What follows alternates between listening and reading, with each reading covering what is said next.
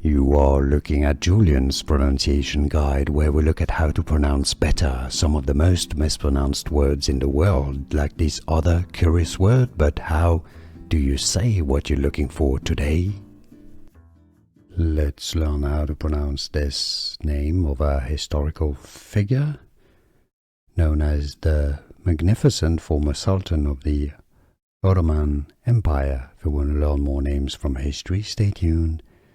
Turkish pronunciation, Suleiman. Suleiman. In English, it's often pronounced as Suleiman, but should really be more as Suleiman. The Americans often say it as Suleiman. Here are more videos on how to pronounce more confusing words and names too many mispronounced. Like this video if you found it useful. I appreciate your support. I'll see you soon and thanks for watching.